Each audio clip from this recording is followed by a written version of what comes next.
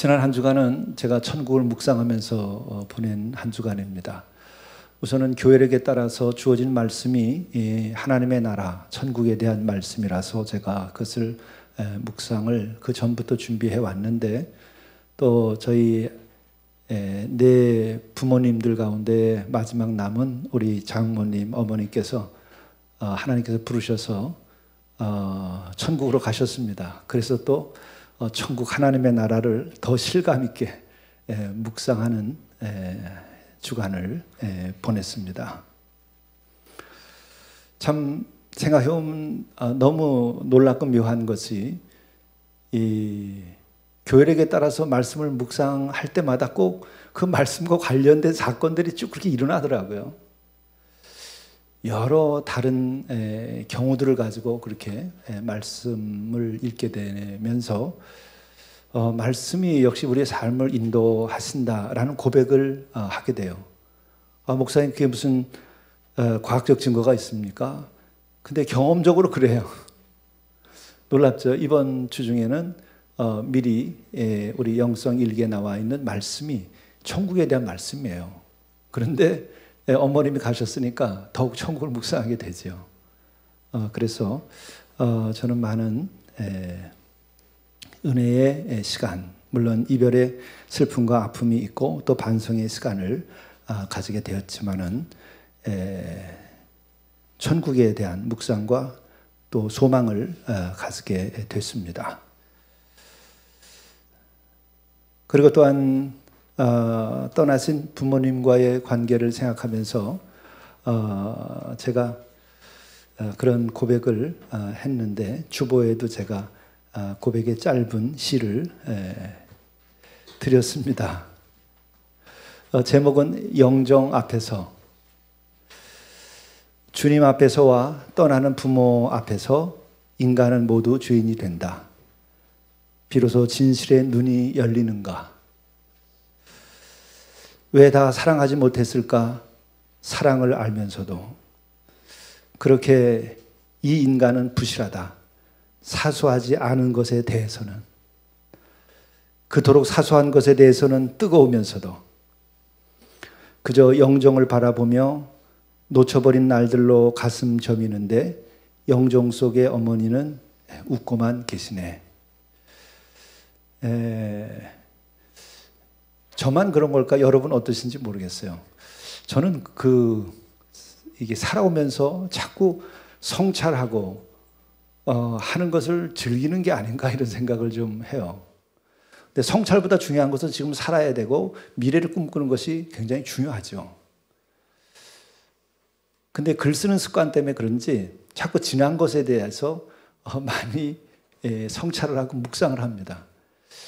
이러다 보니까 과거형의 사람이 되는 것이 아닌가 이런 생각이 들어요. 사랑은 지금 해야지.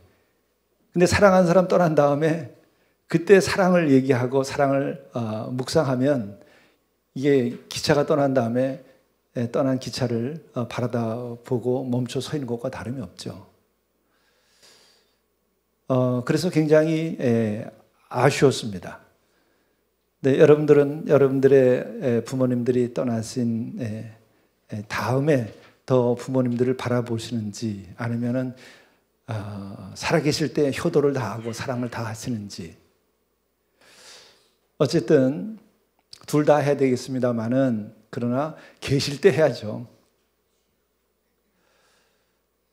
그런 생각을 하면서 그래도 다행인 것이, 저는 어머님을 화장으로 모시고 그리고 이제 수목장을 하는 것이 좋겠다 하는 그런 마음의 인도함이 있어서 준비될 때까지 좀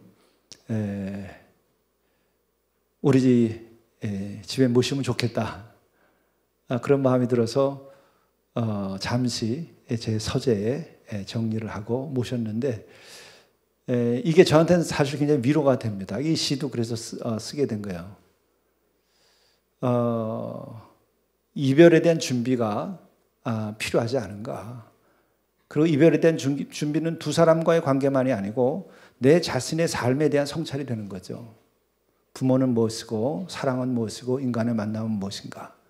그것은 곧 삶은 무엇인가 하는 문제에 대한 것이고 또 우리는 더 나아가서 신앙인으로서는 천국에 대한 소망과 또 그 천국을 향한 우리들의 삶에 대하여 부모님의 죽음이 더 깊이 삶을 성찰하게 만들어 주지요.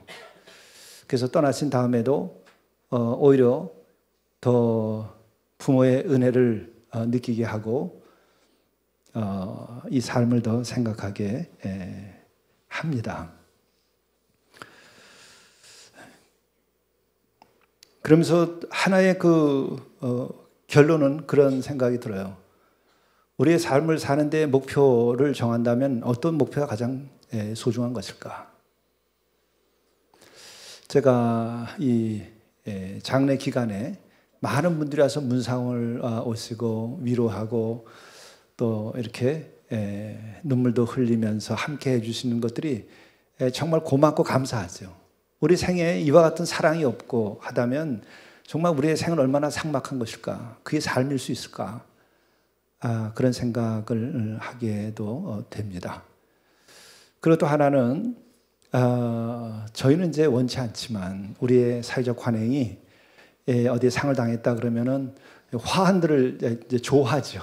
조화를 이제 보냈는데 그 조화를 굉장히 크게 이렇게 해서 막 보내요. 근데 저는 그게 제가 목사로서 목회를 하니까는 그런 자리를 다른 보통 분보다 자주 가게 되죠. 또 집례도 하게 되고. 근데 그게 늘 부담스러웠어요, 사실. 몇 개만 있으면 되지 않겠나 하는 생각도 들고 또 하나는 그 조화를 보내면 거기다 글을 써서 이렇게 하는데 글을 좀 쓰려면 깨끗하게 예쁘게 좀 쓰지 막 시커먼 데다가 그냥 굵게 시커멓게 막 글을 써서 갖다 붙이니까 이게 마음이 담겨져 있는 걸까? 마음이 있어서 보냈다 할지라도 그것을 만드는 사람들이 좀 조화롭게 아름답게 좀 글 좀 쓰면 어떨까? 앞으로는 바뀔 겁니다. 우리의 민도가 그밖에 되지 않아서 그렇죠. 그래서 우리 교회에서 제가 평소에 보내는 것은 늘 조화로 꽃바구니로 보냅니다. 그리고 거기다 쓰는 글씨도 깨끗하게 주님의 품 안에서 쉬십시오라든지 그때그때 맞춰서 주님 안에서 영생하십시오라든지 이렇게 간단하게 이렇게 해서 이제 우리 교회 이름으로 이제 보내죠.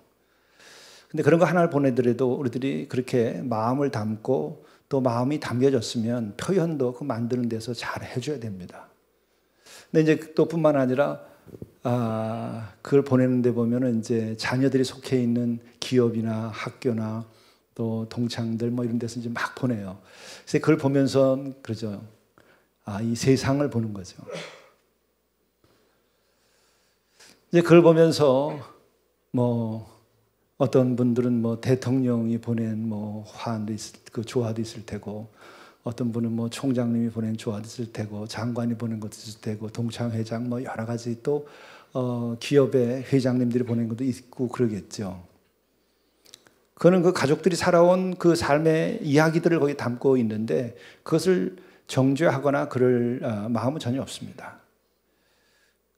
또 그들이 진심을 가지고 조의를 표하니까 귀중한 것이겠죠. 그러나 혹 잘못하면 이것이 이 세상의 자랑과 같은 것들이 죽음 앞에서까지 이게 전개되는 것은 정말 우리들이 성숙한 사람이냐 우리들의 장래 문화라고 하는 것이 어느 수준이냐 하는 것을 생각하게 만들죠. 거기서 제일 중요한 것은 뭐냐면 우리들은 살다 떠난다는 거예요. 그리고 떠나는데 우리에게는 사랑이라고 하는 것 때문에 아픔이 있는 거예요. 사랑하지 않으면 아픔도 없습니다. 그렇다면 우리들은 어떻게 사랑해야 되며 어떻게 살아야 될 것인가를 우리들이 서로 만나서 나누는 자리가 돼야 되겠죠. 그리고 또 하나는 그 세상에서 살아온 것들 모든 과정은 그 사람들의 땀 흘리고 노력한 결과이고 또 더 좋은 정직한 사회라고 한다면 정말 훌륭하게 산 사람들의 과정은 존경받아야 마땅하죠. 기업을 훌륭하게 이렇게 했으면 그만큼 많은 사람들의 가정을 책임져 주는 것이고 또 그만큼 많은 세금을 내서 나라를 지키는 것이고 부욕해 하는 거죠. 이건 소중한 겁니다. 정의로운 사회, 공정한 사회를 전제로 할 때에는. 뭐 그렇지 않다 하더라도 노력 없이 그러한 생애 과정이 있을 수는 없겠죠. 그러니까 그것도 소중하지만 그러나 우리는 그것이 이 생의 목적인가 하는 것을 다시 한번 생각하는 것은 영정 앞에 섰을 때에 그 분에 대한 조의와 동시에 나도 그 자리에 선다는 것을 우리가 생각해야 되죠. 가장 중요한 것은 그 영정과 나와의 관계입니다. 가족들도 그렇고 친지들도 그렇고 그럴 때 그 조화를 보낸 곳에서 많은 이름들이 붙여 있는데 그건 세상의 이름들이죠. 그보다 더 중요한 것이 있다. 그것은 뭐냐? 생의 궁극적인 목적은 그 조화를 보낸 세상에서 성공보다 더 궁극적인 것이 있다는 거죠. 그게 뭐냐? 그것은 영원한 나라에 대한 겁니다. 그 영원한 나라가 있든지 없든지 그것이 우리에겐 중요한 거죠. 우리는 있다고 믿는 것이고 그래서 믿는 사람들이고 믿지 않는 사람은 그것이 없다고 믿는 사람들이에요. 혹은 그래서 믿음이 없다고 얘기하는 거죠. 우리가 예수 믿는다고 한다면 천국을 믿는 것과 같은 거예요. 왜? 그분이 오신 까닭이 뭐죠? 천국을 전하기 위해서 오신 거예요. 그래서 메시아가 와서 첫 번째의 외침, 그분의 선언, 그것이 뭐예요? 회개하라, 천국이 가까이 왔다. 천국이 가까이 왔다는 거죠. 이 생으로 다 끝나는 것이 아니라 천국이 있으며 그 천국은 지금부터 시작될 수 있는 것이다. 그걸 받아들여야 되는 거예요. 그게 선언에 대해서 예수님의 선포에 대해서 내가 아멘 하는 것이고 그것을 받아들이는 때에 바로 천국은 무엇을 의미하는가? 여러분이 아시듯이 그것은 하나님의 통치를 말하는 거예요. 하나님의 다스림을 말하는 거예요. 너희들이 회개하면 마음만 열면 하나님의 다스림이 너로 마음으로부터 시작된다는 거죠.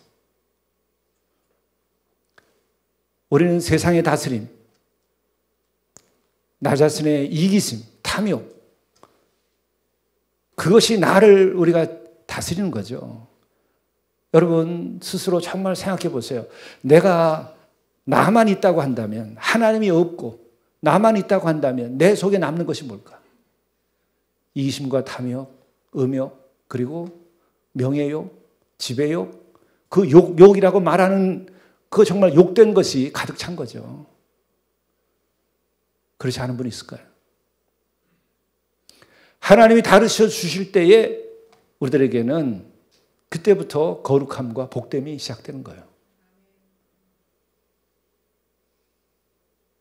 우리는 그분을 받아들이지 않는 까닭은 나의 죄됨과 욕됨이 나를 사로잡고 있기 때문에 안 받아들이는 거죠. 고집스럽게 육적인 욕망에 사로잡혀서 끊임없는 계산 속에서 우리들은 안 받아들이는 거예요. 생이 끝난다 하더라도, 가진 것이 다 사라져버린다 하더라도. 영장 앞에서 묵상하면은 늘 1차적으로는 그런 거죠. 시간도 내 손에서 잡을 수 없이 손가락 사이로 빠져나가는 것이고 내 소유와 목숨도 내가 잡을 수 없이 손가락 사이로 빠져나가는 거예요. 적어도 정직하게 사유한다고 한다면 허무든지 천국인지 둘 중에 하나를 택해야 돼요. 그러나 우리는 허무함도 없고 천국도 없는 그것은 어둠이에요. 그런 생각 없이 막 사는 어느 동물들과 다름없어요. 어느 가축들과 우리들이 차이가 없어요. 똑같은 DNA를 가지고 똑같은 몸의 조건을 가지고 살아가고 있을 뿐인데 우리는 인간이라고 하는 것 때문에 또 다른 사회를 구성해서 살아가고 있는 것뿐이지 육적으로는 똑같은 겁니다. 먹고 싸고 자고 새끼 낳고 똑같은 거죠. 뭐가 다른 게 있을까요? 다른 것이 있다면 우리는 우리들의 육에 사로잡히지 않고 욕에 사로잡히지 않고 우리는 하나님의 다스림을 받아들이기를 원하는 것에서 근본적 차이가 나는 거예요. 하늘에서 볼 때에 정말 너무도 사랑하기 때문에 하늘에서 고통을 느끼고 사람의 몸을 입고 친히 오셨죠. 오신 분이 하신 말씀이 그거죠. 회개하라. 천국이 갖고 왔다. 천국에 대한 것. 다시 한번 우리가 정리하자면 천국이라고 하는 것은 무엇이겠는가? 언어적으로 우리들이 성경에 보면 천국이라고 하는 말이 82회의 신약 성경에서 나와요. 굉장히 많이 나오는 거예요. 그리고 이것은 성경에서의 키워드입니다. 그리고 중심 주제예요. 천국이 없다면 메시아가 오야 할 이유도 없어요. 뭐 하겠다는 거예요, 와서. 천국이 없는데. 어차피 생이 물질로 끝나고 유한한 것으로 다 그 시간 속에서 끝나버린다면 그분이 와야 할 이유도 없고 올 수도 없는 거죠. 영원한 나라가 있고 천국이 있으니까 거기서 온 거죠. 하나님의 나라가 있으니까 거기서 온 거죠. 그리고 와서 그것을 선포하는 거죠. 그렇기 때문에 천국이 없으면은 복음의 선포나 메시아가 오는 거나 그 어떤 것도 성립되지 않아요.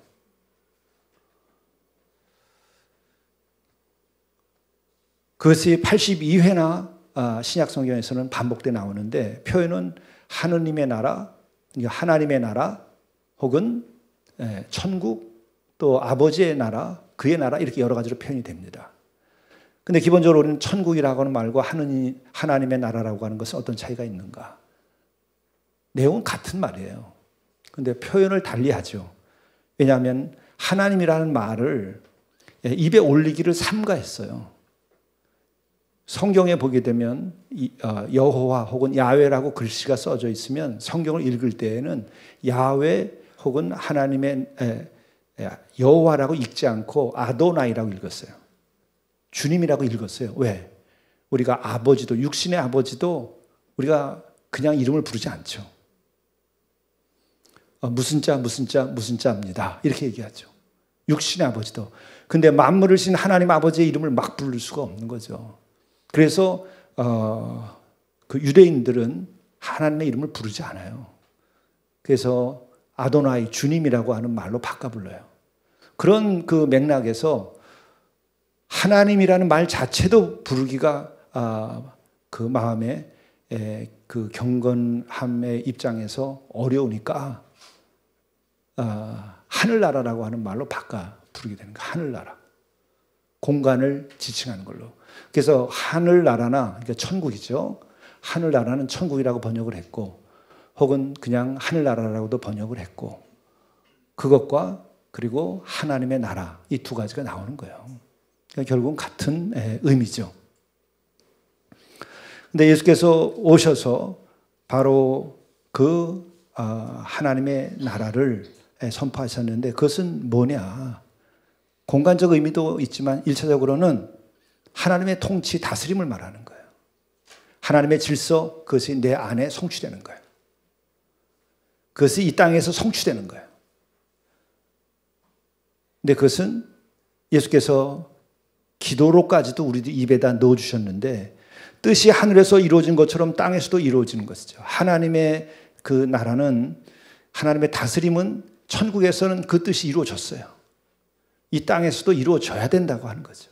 그것을 우리로 하여금 기도하라고 하고 그분이 오셔서 그 하나님의 나라의 그 질서, 하나님의 다스림이 성취된 그것이 우리가 살고 있는 여기에서도 성취되도록 하라고 와서 말씀하시는 거죠. 그런데 예수께서는 그 하나님의 나라, 천국은 어디에 있느냐? 여기 있다 저기 있다가 아니라 너희들의 마음에 있다라고 하는 거예요. 천국은 어디서부터 시작되는가? 우리들의 마음으로부터 시작되는 거예요. 내 마음, 그러면 어떻게 하면 그 천국이 임할 수 있겠는가? 그것은 우리들이 많이 가졌느냐? 세상에서 그걸 중요하게 생각해요. 지금은 더더욱이 중요하죠. 가진 자여야 양반이에요. 갖지 못하면 천민입니다. 근데 그것이 아니라는 게 그것으로. 또 많이 배웠느냐 배우지 못했느냐 그걸로 되는 것이 아니에요. 아주 이게 안 된다는 걸 알아야 돼요. 이름이 높고 명예가 있느냐 없느냐 아무 상관없다는 거예요. 가문이 그것도 아무 상관이 없다는 거예요. 뭐냐? 회개하라는 거예요. 이거 너무 쉬운 거예요. 우리가 사회적으로 성공하려면 이게 보통 어려운 일입니까? 좋은 가문에서 태어나는 거 내 마음대로 됩니까? 내가 높은 자리에 올라가는 거 마음대로 됩니까? 어떤 것도 세상에서 살면서 마음대로 될 수 있는 게 없어요. 다 어렵지. 그러나 마음만 먹으면 될 수 있는 거는 회개예요. 근데 회개만 해도 천국을 주겠다는데 그것도 못마땅해서 안 해요. 아주 못마땅해 천국을 사는 게.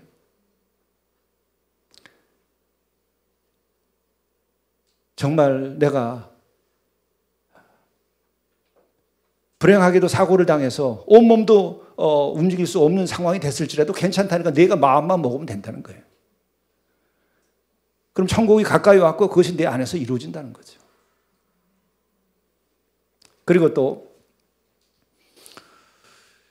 십자가에서 예수님 곁에서 달렸다가 돌아간 강도의 그 경우처럼 내가 아주 죽기 직전까지 악한 짓을 하고 네가 살았을지라도 그 순간만이라도 내가 내 죄를 뉘우치기만 해도 천국을 주겠다는 거예요. 세상에 이런 계산이 맞지 않는 게 어디 있어요? 대가를 지불하지도 않았는데 마음만 먹으면 돌이키기만 해도 된다는 거죠. 더더욱이 생각해보면 잘난 거 한 게 아니라 나쁜 짓 한 거를 인정만 해도 된다는 거예요. 갚으라는 것도 아니고. 이렇게 수준이 낮은 게 어디 있어요? 너무 수준이 낮아서 우리가 못 믿는 건가? 이건 진짜 거저 구원해 주겠다는 거예요. 그러니까 굿뉴스죠.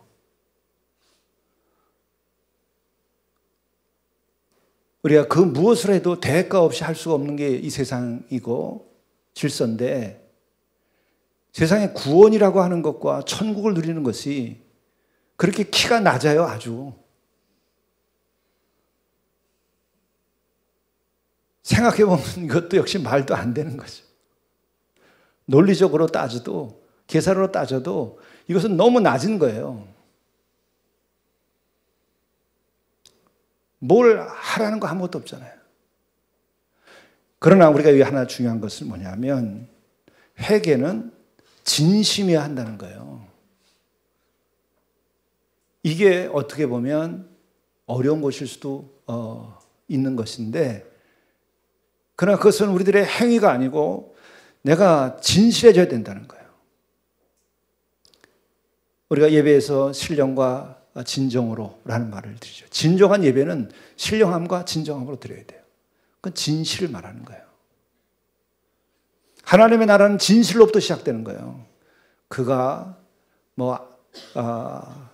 사회적으로 높고 많이 배우고 높은 많은 걸 가졌고 이런 많은 것들 정말 우리가 하기 어려운 것들 그것을 이뤘다고 한다면 얼마나 대단한 거겠어요.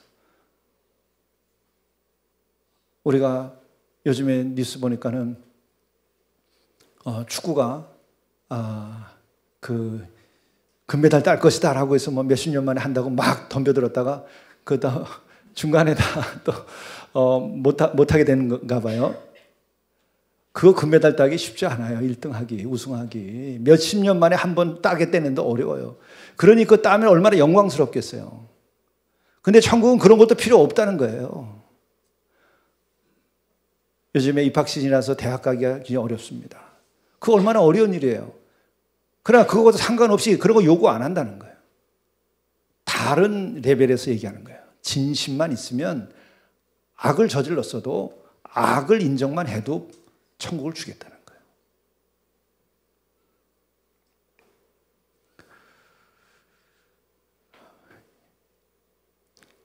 이것은 정말 우리를 사랑하고 구원하시겠다고 작정하지 않았으면 이런 방식으로 구원할 수가 없는 거예요. 아주 한 사람도 한 영혼도 남김없이 할 수 있는 한 싹 저인망으로 끌어모아서 다 구원하겠다는 거예요. 근데 거기서도 애써서 빠져나가려고 시인하지 않는 거예요. 근데 그것이 인간이에요. 왜? 죄라고 하는 것은 그렇게 진실해지기가 어려운 거예요. 미꾸라지 새끼처럼 빠져나가는 거예요. 그렇게 해줘도 자식들을 위해서 여러분 기도해 보시죠. 방황하고 있을 때는 그놈들이 말 절대 안 들어요. 뻔한 길이 뻔한 건데 그렇게 인생이 어려운 것도 아닌데 꼭 가야 할 길로 안 가죠. 하라는 거 안 하고 하지 말라는 것만 골라서 하죠. 인간이 가지고 있는 죄성이에요. 우리도 클 때 그렇게 컸어요. 바로 우리 하나님이 요구하시는 것은 내 마음을 돌이켜서 나에게로 오라는 거예요. 그거밖에 없어요. 그런데 이것이 정말 고마운 것은 뭐냐면 또 더 나가서 회개도 완전히 다 회개하라는 거 아니에요. 하나만이도 진실하게 회개를 하면은 그것이 뭐예요? 씨앗처럼 돼가지고 천국은 자라난다는 거예요. 세상에 이렇게까지 배려를 하는데 사람들은 그 구원의 배를 타려고 하지 않는 거예요. 비유하자면 이렇게 말할 수도 있을 거예요. 어항이 있는데 그 어항에 들어가서 갇혀 살죠. 그게 유한한 삶의 어항 속에 갇혀 있는 거예요. 그 유한이라고 하는 것은 죄성, 죄의 인격적인 윤리적인 유한함 속에, 시간적인 유한함 속에, 생물학적인 유한함 속에 우리가 존재하는 거죠. 그 어항에, 유한한 어항에 갇혀 사는 거예요. 근데 그것이 때가 되어서 그 옆에까지 바닷물이 차 올라가지고 바닷속에 들어와 있는 거예요. 은혜의 바닷속에 들어와 있는 거예요. 어디 구멍만 하나 내면 밖에 그 바닷물이 소통하기 시작해가지고 그 어항 전체를 깨끗하게 만들어주고 살 수 있도록 해준다는 거죠. 그 어항은 구멍 뚫지 않고 그냥 내버려 두면은 나중에 썩어서 어항은 못 쓰게 돼요. 그 안에 있는 모든 물고기도 죽고 나도 죽는 거예요. 회개라고 하는 것은 그 작은 구멍 하나만 내면 살아있는 바닷물이 들어와서 그것이 소통이 되면서 그 어항 속이 뭐가 돼요? 유한한 한계 속에 갇혀 있는 것이 아니고 영원한 바다가 되는 거예요. 영원의 시간 속에서 살게 되는 거예요. 그게 천국이에요. 그 구멍 하나 뚫려는데 그 뚫는데 뭐 복잡한 게 아니고 회개만 하라는 거죠. 오늘 비유의 말씀을 보더라도 겨자씨의 비유를 말씀하시면서 천국이 이와 같다 그렇게 얘기하잖아요. 그것은 땅에 심을 때에는 세상에 있는 어떤 씨보다 더 작다. 그러나 심고 나면 자라서 어떤 풀보다 큰 가지를 뻗어가지고 공중의 새들이 그 그늘에 깃들일 수도 있게 된다. 작은 회개가 천국의 씨앗이 되어서 내 안에 들어와서 내 안에서 그렇게 자라나서 내가 천국은 뭐예요? 좋은 걸 말하는 거예요. 기쁜 걸 말하는 거예요. 평안한 걸 말하는 거예요. 사랑에 충만한 걸 말하는 거예요. 참 우리말에도 좋은 말이 정말 어떻게 그런 말이 있을까 그래요. 정말 좋으면 여기가 천국 같다. 그렇죠? 그럼 정말 좋은 게 뭘까? 우리의 마음속에 정말 좋은 게 뭘까? 그건 기뻐. 평안해야 돼요. 사랑이 넘쳐야 돼요. 사랑이 없는데 좋다고 말하는 사람은 아무도 없을 거예요. 그거는 아직 병든 사람들이에요. 아직 건강하지 않은 사람들이에요. 죄 가운데 있는 사람들이에요. 그런 사람은 거의 없죠. 사랑이 충만해야 우리가 좋다고 얘기하는 것이고 아주 편안해야 좋다고 얘기하는 거예요. 그리고 그야말로 어떤 기쁨이 샘솟아야 좋다고 얘기하는 거죠. 그건 어떻게 시작되느냐? 복잡한 이론을 배우지 않아도 괜찮아요. 작은 회개만 하면 천국의 기운이 들어와서 내 마음속에서 내 자신을 변화시켜주기 시작한다는 거예요. 구멍 하나만 내면 바닷물이 들어와서 그 썩어가는 어항을 변화시켜주기 시작하는 거예요. 내 마음에 썩어가는 마음의 그 어항을 변화시켜주는 것이고 내 인생의 그 썩어가는 어항 속에 갇혀져 있는 나를 변화시켜주기 시작하는 것이고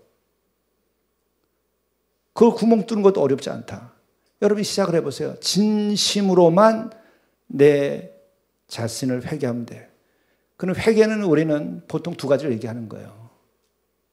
하나는 내가 살아오면서 사람답지 않게 살아온 것들, 내 마음의 고통과 잘못을 일으킨 것들이 내 안에 있어요.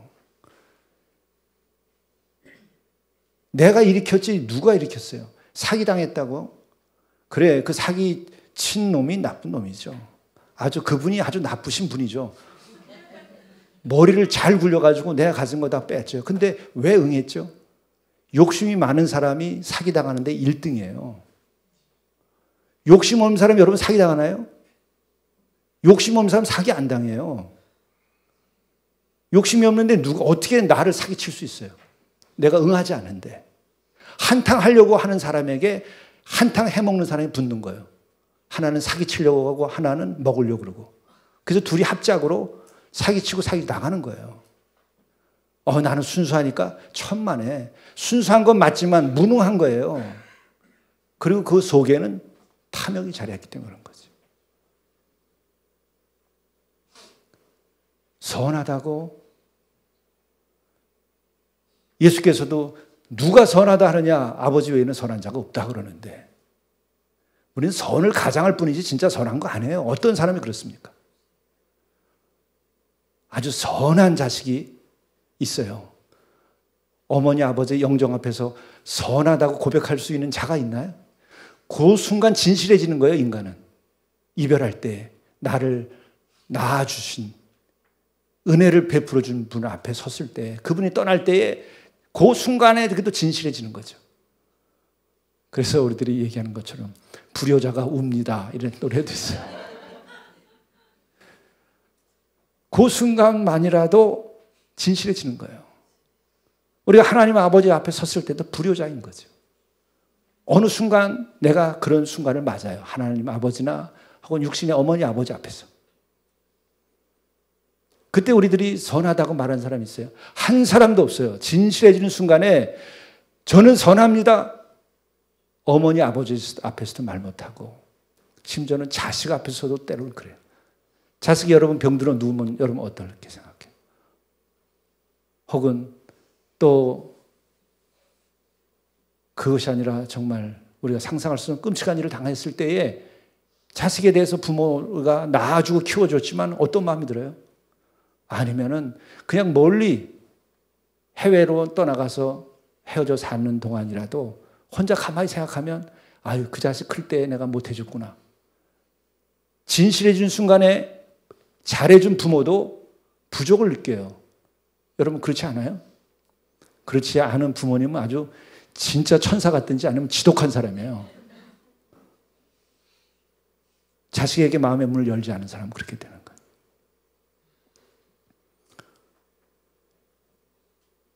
결국 우리는 이 세상을 살면서 회개 외에는 하늘의 빛이 들어올 수 있게 하는 방법은 없어요. 어떤 선도 하늘의 빛이 들어오게 하지 못해요. 회개만이 천국의 빛이 들어오게 하는 거예요. 그렇기 때문에 사실은 가장 쉬우면서 가장 어려워요. 그래서 때가 이르러야 돼요. 그래서 우리가 기도해 줘야 돼요. 그를 위하여 부모가 기도하고 그를 위하여 아내가 기도하고 그를 위하여 남편이 기도하고 그것을 위하여 중보 기도를 하고 성도들이 같이 기도하는 거예요. 뭐를 기도할까? 하나님 앞에 진실해지기를 기도하는 것이 가장 중요한 거예요. 성도들이 목회자를 위해서 기도해요. 우리 교회는 요즘에 목사들을 위해서 교육자를 위해서 중보기도팀이 기도해 주는 것이 너무나 고마워요. 정말 이런 기도를 제가 목회하면서 받아본 일이 있을까? 근데 그 기도를 여러분들이 해주신다면 뭐예요? 하나님 앞에 우리 목사님 진실해지기를 기도하면 끝나는 거예요, 사실은. 그리고 하나님 앞에 진실해지면 모든 역사는 하나님이 일으키시는 거예요.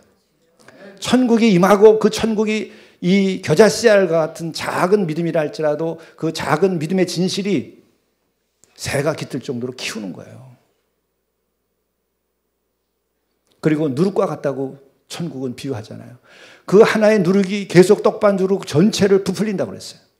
내 마음을 그렇게 녹여놓는 거예요. 내 마음을 굳어진 땅과 같은 내 마음, 단단한 내 마음을 그 누룩이 번지듯이 내 마음을 사랑으로 번지게 하고 변화시키고 내 마음을 기쁨으로 충만하게 변화시키고 그리고 내 마음을 감사함으로 변화시키는 거죠. 그리고 내 마음을 그 평안한 땅으로 만들어주는 거예요. 근데 그건 어때요? 조건이 없어요. 천국이 내 안에 깃들게 될 때는 조건 때문에 기뻐하나요? 범사에 감사하라고 그러는데 그냥 다 감사하는 거예요. 조건에 구애받지 않아요. 하늘의 빛이 들어오면 조건을 넘어서는 거예요. 감사 무슨 조건이 있어요? 내가 존재하는 것만도 감사하죠. 그래서 첫째는 말씀드린 것처럼 윤리적인 면에서 우리 돌이켜서 회개하게 되는 것이고, 또 하나의 측면은 하나님과의 관계예요. 이 우주를 지으시고 나에게 생명을 내신 그 분에 대하여 비로소 관계가 형성되는 거예요. 끊어졌던 그 관계가 회복되는 거예요. 그때 주님을 받아들이는 것이 이게 회개예요. 이게 존재론적인 회개예요. 이거는 윤리적인 도덕적 회개가 있고 존재론적인 이 회심, 회개가 있는 거예요. 그것은 그 만물을 지으신 분을 받아들이는 거죠. 제가 아까 말씀드린 그 어항의 비유는 그거예요. 하나님과의 관계성이 회복되는 거예요. 구멍 하나만 뚫어놓으면. 그렇게 될 때에는 우리가 지금까지 생각지 못한 엄청난 나 자신의 변화가 일어나요. 조건은 하나도 바뀌지 않았는데 내 생은 바뀌어지는 거예요. 그리고 내 자신이 바뀌어지면 내가 새로운 존재로 변화되면서 나에게 많은 복된 삶이 이루어지기 시작하고 거룩함이 이루어지기 시작해요.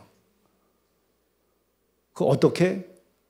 방법은 우리가 이것저것 따질 것도 없어요. 하나님이 하나님 방식대로 나에게 합당하게 그 때에 맞게 해주시는 거예요. 그리고 때로는 하나님께서 합당하게 우리들에게 고난도 주시고 십자가를 주셔서 그것을 감당함으로써 하나님께 영광이 되고 내 삶이 보람되게 되는 거예요. 모세의 영광은 뭐예요? 광야로 쫓겨나갔고 쫓겨나서 40년 동안 광야 생활을 한 게 영광이야. 모세가 뭘 누렸죠? 40년 살다가 그게 다 단 하루에 끝이 나버리고 광야로 쫓겨났다가 40년이 지난 다음에 40년 광야 생활하면서 그 고난의 여정을 보냈는데 그게 영광이에요. 얼마나 영광됐는지 가나안 땅에 들어가지 않았어도 기쁘게 사라져버리는 거예요. 그리고 죽을 때까지 얼굴에 빛이 사라지지 않았다. 그게 영광이죠. 여러분, 여기에서 우리가 많이 가지면 영광일까? 그건 다 십자가고 짐이에요. 거듭난 자들이 자신이 가지고 있는 부와 권력은요, 얼마나 힘든 건지 몰라요. 책임을 져야 되니까. 더 많은 기도를 해야 되고, 더 많이 머리를 써야 되고, 더 지혜를 구해야 돼요. 그러나 하나님의 부르심을 받지 못하고 천국에 없는 자들은 그냥 그것 자체가 천국이죠.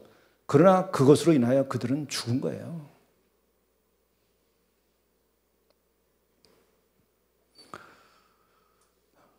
그래서 우리는 결국은 어떻게 살 것인가라고 하는 것을 생각하게 되면, 저는 이번에 문상을 온 분께 감사하면서 또 형제들 관련해 가지고 여러 조화들이 이렇게 하는데, 세상에서 보면 사실은 그렇게 부끄럽지 않은, 어떻게 보면 영광된 이름들이 붙어 있는데 그것이 우리들의 궁극적 목표는 아니다. 저는 작게는 그겁니다. 그 떠나신 분의, 그렇죠, 성도 누구누구, 집사 누구누구, 권사 혹은 장로 누구누구 이렇게 붙죠. 하나님 주신 이름은 천국까지 가는 거예요. 또 그 영정에 있는 그 얼굴을 보면서 우리 생각할 것은 죽음 너머의 영원한 나라 천국까지 생각을 해야 되는 거죠. 결국 성경의 말씀, 예수님의 오신 것까지 생각하고 또 우리의 현실을 보더라도 우리들의 궁극적 목적이 분명해야 돼요. 내 목적은 천국이다. 천국이면 칼 막스가 얘기한 것처럼 지금 여기에 사회적 책임을 안 한다? 그것은 말이 아니에요. 천국이 진짜 내가 회개해서 내 마음속에 들면 이 땅에 어렵고 힘든 사람을 위해서 내 가진 것도 다 줄 뿐만 아니라 내 목숨도 줄 수 있어요. 그런 사랑이 우리 안에 깃드는 거예요. 천국이 내 안에 들어오면.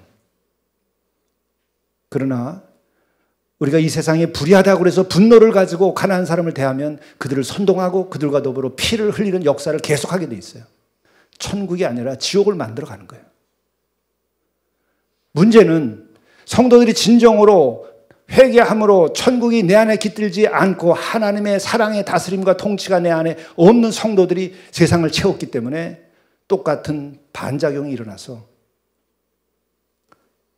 신앙, 종교는 천국은 아편이라고 얘기한 거죠. 우린 둘 다가 맞지 않아요.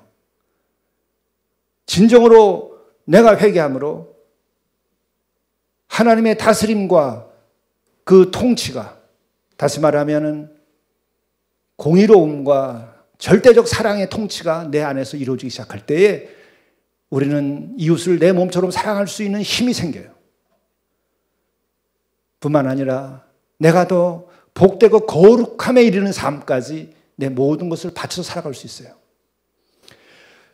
나는 못하지만 회개함으로 하나님의 다스림이 시작되면 강도도 선한 사람으로 바뀌어요.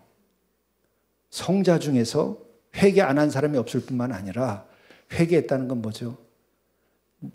과거가 없는 성자가 없어요. 나쁜 짓 안 한 성자가 아무도 없습니다.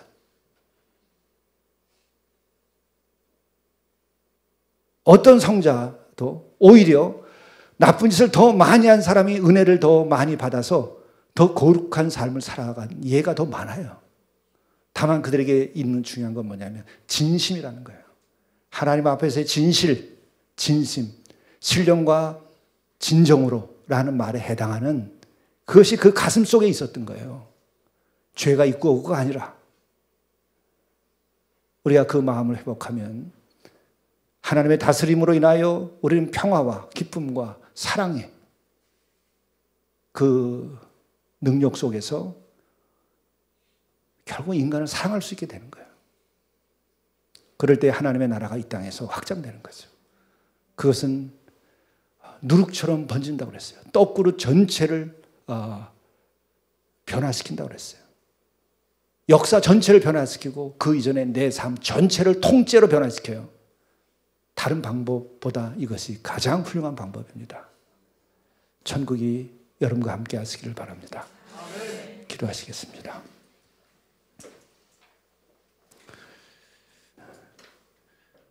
뜻이 하늘에서 이루어짐같이 땅에서도 이루어지도록 하기 위하여 우리에게 오신 주님, 주님을 마음으로 영접하게 도와주옵소서.